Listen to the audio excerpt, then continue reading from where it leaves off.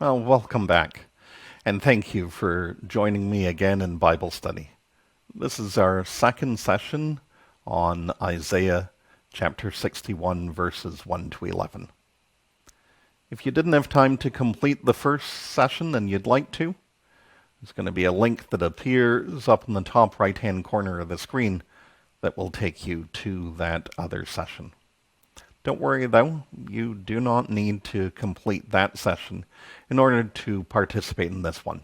Each lesson is self-contained and stands on its own.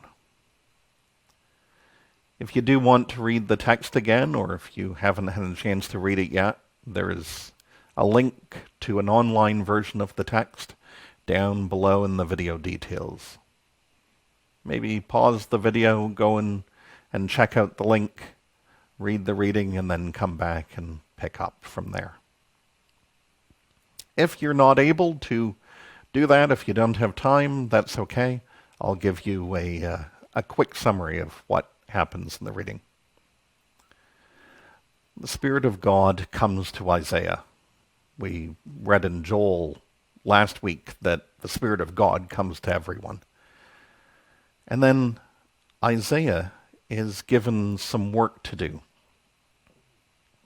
Then we hear that there are going to be some blessings that maybe weren't expected.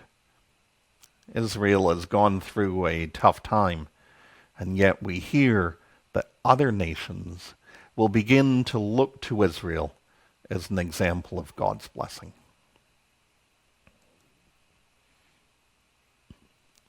Salvation is one of those church words that we often think we know what it means, and then at times we might be willing to admit that we're not entirely sure either.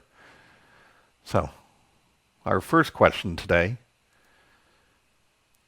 what do you think of when you hear the word salvation?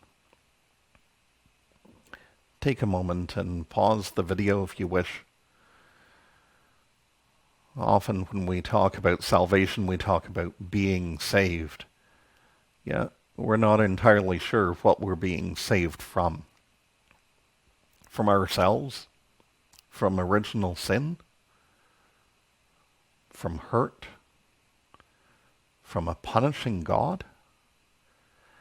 What do you think of when you hear the word salvation?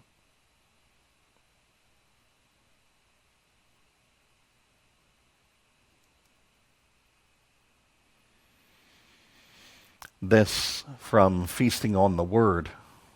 What is salvation in Isaiah 61? It is good news, healing, liberty, release, and comfort.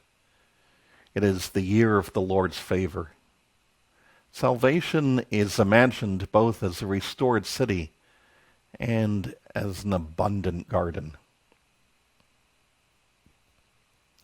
Salvation is good news, healing, liberty, release, comfort.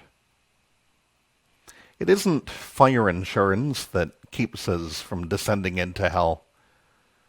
And it's also not some yet-to-be-realized event. It is something that happens here and now. That leads us into the second question for today. How is salvation present in the world today? Again, maybe pause the video and take a moment. Where do you see good news being shared today? Or healing being granted? Or liberty being exercised? Or people being released from whatever binds them? Or people finding comfort? Where do you see restoration and abundance? How is salvation present in the world today?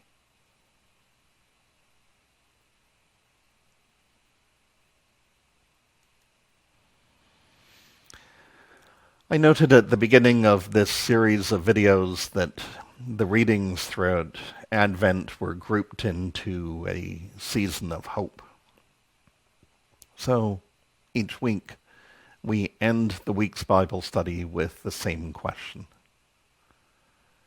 How does this story give us hope?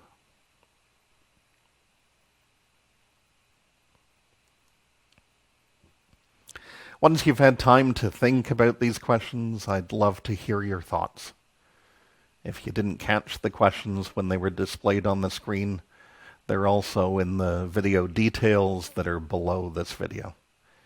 Please let me know what you think, and I hope that you'll join me again in a few days for some more Bible study.